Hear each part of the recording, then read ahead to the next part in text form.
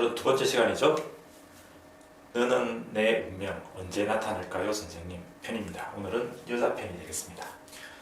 자, 여자 기준으로 남자는 우리가 나를 극하는 존재인 관성에 해당하게 됩니다. 자, 관성은 여자 기준으로 남자이기 때문에 올해, 예를 들어서 올해 이민년이다 라고 했을 때 올해 수라는 글자 또는 목이라는 글자가 나를 극하는 해일 경우, 관운일 경우에 남자를 만날 가능성이 일단 1순위로 있다. 이렇게 보시면 되는 거죠. 그래서 올해가 관성해에 해당하는지 먼저 첫 번째로 보셔야 되는 거고, 자, 두 번째로 많은 거 뭐냐면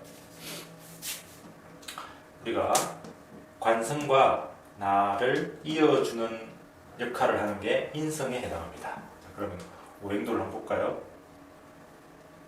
자, 내 일간이 예를 들어서 토일간이다. 그러면 토일간 기준으로 본인 이 토일간일 경우에 목이 관성이 해당하는데 목급토 하는 거니까 그죠? 그래서 올해 토일간 같은 경우는 남자 운에 해당하는 관성운이다. 이게 첫 번째인 거죠. 자, 두 번째 인성운은 뭐냐면 토 기준으로 화에 해당하는 건데 이 화에 대한 역할은 뭘 받는다는 거예요. 뭘 받는다, 사랑을 받는다, 대우를 받는다, 직위를 받는다, 받는 건데 이게 남자 기준으로 남자의 사랑을 받는다. 그래서 여기 인성운에도 우리가 두 번째로 남자와 인연이 맺어지게 되는 그런 해운이 되겠습니다.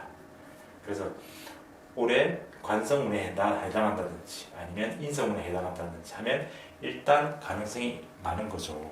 자, 그 다음 세 번째 재성운에 해당할 경우. 왜 재성운은 또 여기 관 기준으로 보면 수생목하니까 요 재는 관성을 생해주는 거죠. 그래서 수가 와가지고 관을 생해주게 되면 관의 어떤 활동량이나 이런 게 많아져서 나와 어떤 인연인과가 또 만들어지게 되죠. 그래서 제일 많은 비중을 차지하는 경우가 관성이냐 인성이냐 재성이냐로 순으로 만들어질 수 있습니다. 그 외에 사주 유형에 따라서 여러 가지 케이스들이 또 나타나지만 그거는 뭐 또 차차 깊이 공부를 하셔야 되기 때문에 하고, 일단 제일 간단한 부분은 요 세 가지가 되는데 이 세 가지에 대해서 본인 사주에 일단 있으면 가능성이 제일 커지는 겁니다. 자, 그러면 여기 한번 보시면 예를 들어서 올해 뭘 해볼까요?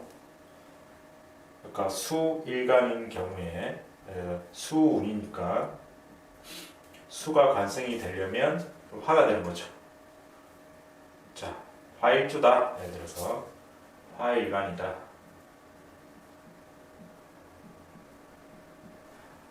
화일간일 경우에 임수가 오면 가능한데, 임수가 오면 관성에 해당하는데,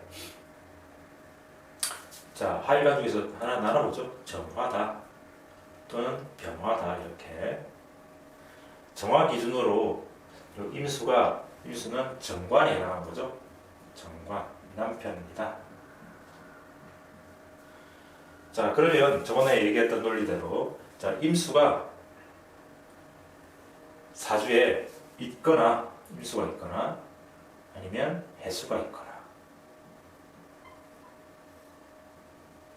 자, 이걸 잘 보시기 바랍니다. 자, 그러면 올해 배우자를 만날 인과가 있더라. 자, 그 다음에 자, 병화 기준으로 여기 병화 기준으로 사주에 동일하게 임수와 해수가 있더라. 그러면 편관이긴 하지만 만날 가능성이 있다. 사주에. 그래서 임수, 해수, 그 다음에 신중에 또 임수도 마찬가지입니다. 신중에 임수, 지상간에.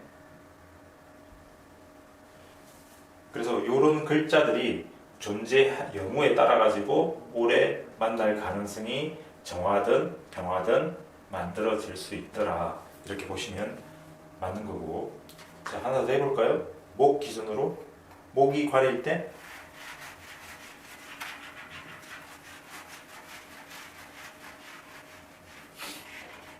자, 목이 관성이 되려면 토일주가 되겠네요. 그죠? 기토다 아니면 무토다.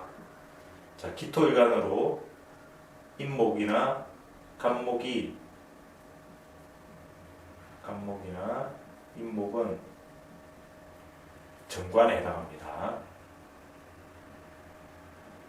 그러니까 기토도 만날 가능성이 있다.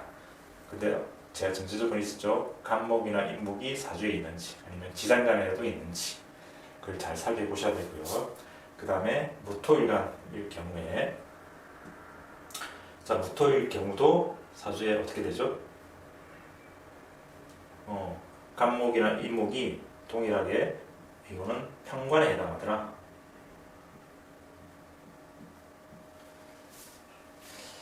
그러면 남자를 만날 가능성이 있는데 사주에 간목이나 임목 요거만 있다. 그러면 배우자의 어떤 운이라고 봐도 되고 그렇지 않고 예를 들어서 이게 을목도 있다. 그러면 올해보다는 내년의 운기가 더 강하다.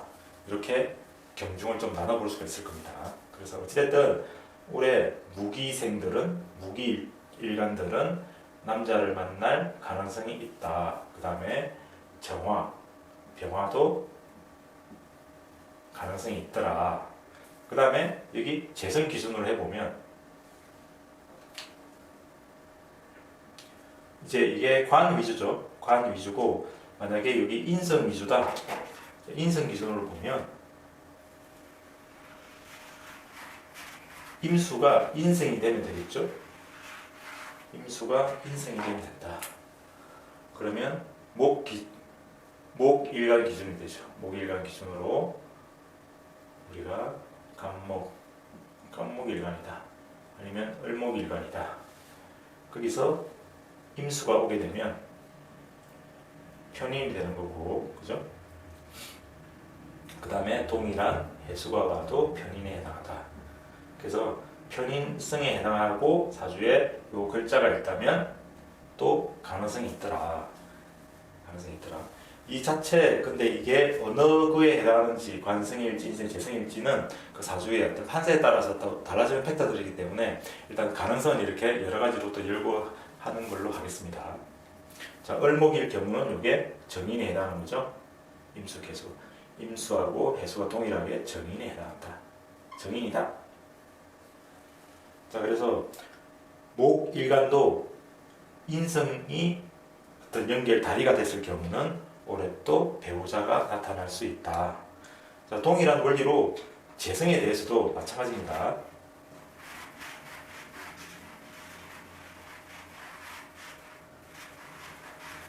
자, 재성이 됐다. 그러면 목이 재성이 되려면 경금일간, 그 다음에 신금일간,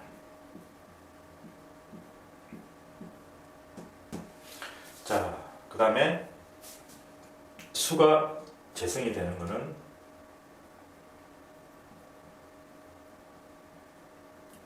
병화일간, 정화일간. 아니죠, 이게 병정이 아니고 토죠. 무토기토는 많이 나오는 거죠. 무토기토 일간. 그러면 아까 무토기토 경금 신금 병정 이렇게 했는데 무기토가 제일 확률적으로 높네, 그죠? 그 다음에 병정도 높은 것 같습니다. 병정도 여기 목은 인성에 해당하는 거고 수는 관성에 해당하는 거고, 그죠? 무토기토는 여기는 관성, 여기는 재성. 경금 신금에서는 여기는 재성에 해당할 때. 그래서 여기 무기 병정에 해당하는 분들이 올해와 내년에 남자나 배우자를 만날 가능성이 제일 확률적으로 높다. 근데 그 배우자의 어떤 인과는 확실하게 자기 사주의 사주원국에 8글자나 지장간에 그게 반드시 어느 정도는 글자를 가지고 있어야 되겠다. 이게 핵심이죠. 좀 여러 가지가 이제 케이스들이 있다 보니까 좀 복잡하게 보일 수 있는데, 자 어찌됐든 기본적으로는 내 기준으로 관성에 어떤 움직임이 생긴다. 자, 관이 움직이기 위해서는 관 자체가 와도 움직임이 생기는 거고, 화가 와서 관을 꽃피워줘도 꽃피워서 나랑 연결시켜주는 화운이 올 때도 되는 거고, 그 다음에 관을 생해줘서 관의 움직임이 만들어지게 하는 재성운에도 가능성이 생기더라. 그래서 요 케이스가 제일 많고, 물론 금운, 식상운에도 만들어질 수 있습니다만은, 자 기본적으로 요 세 개가 확률상 제일 많다. 요걸 기본으로 깔고 사주 예시를 보도록 하겠습니다.